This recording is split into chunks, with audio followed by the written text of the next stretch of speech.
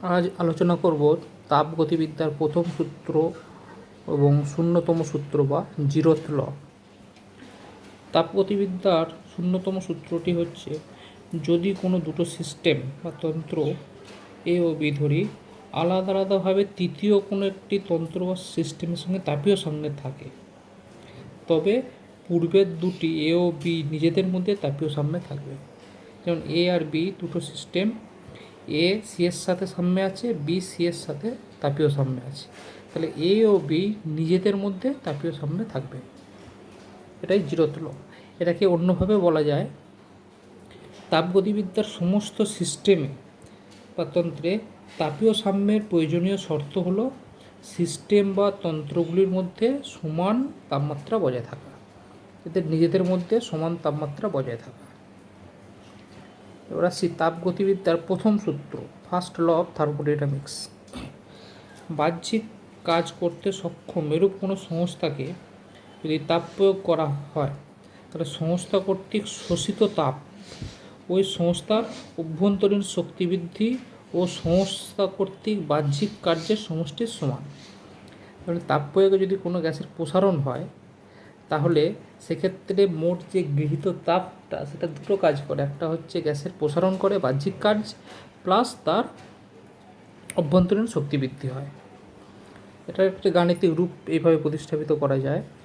ধরি একটি system U1 অবস্থায় আছে, ইউ তাপ দেওয়ার ফলে ডব্লু কার্য হয় ও U2 অবস্থায় পৌঁছয়। তাহলে শক্তির সংরক্ষণ সূত্র অনুযায়ী আমরা লিখতে পারি, প্রাথমিক অবস্থায় মোট কার্য U1 প্লাস তাপ Q সমান অন্তিম অবস্থার শক্তি U প্লাস ডব্লু পরিমাণ কার্য করা হয়েছে, বা Q সমান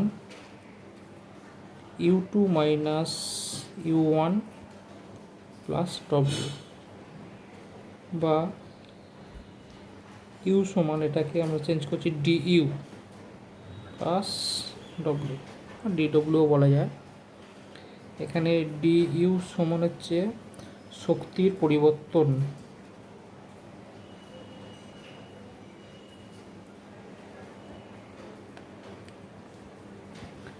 একে যদি অবকলনের ভাষায় লিখি,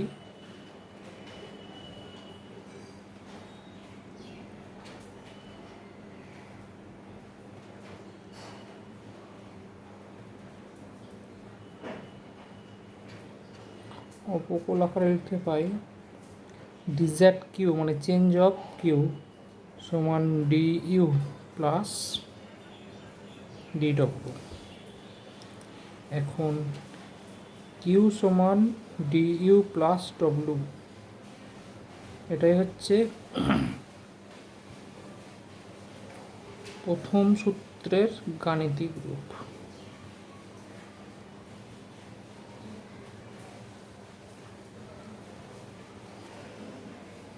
এরপর আসছে দুটো গুরুত্বপূর্ণ পদ্ধতি, প্রসিডিওর।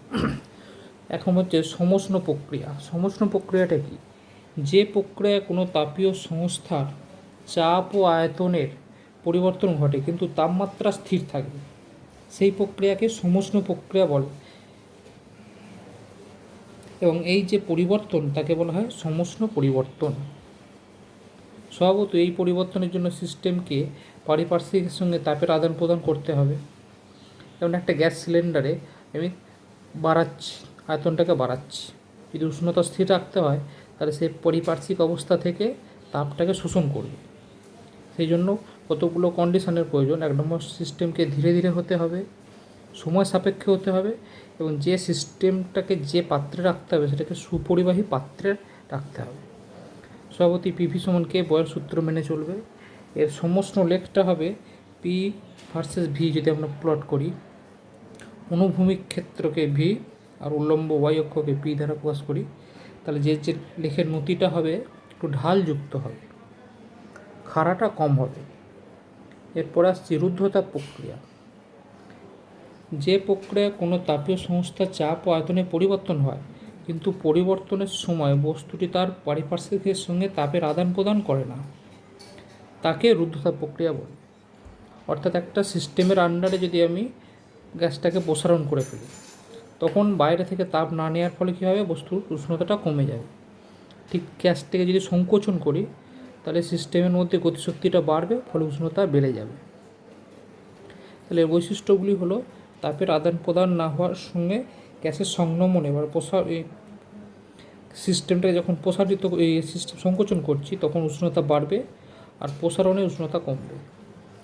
ফলে স্বভাবতই পাত্রটিকে কুপরিবাহী হতে হবে, এতে বয়েল সূত্র প্রযোজ্য হবে না।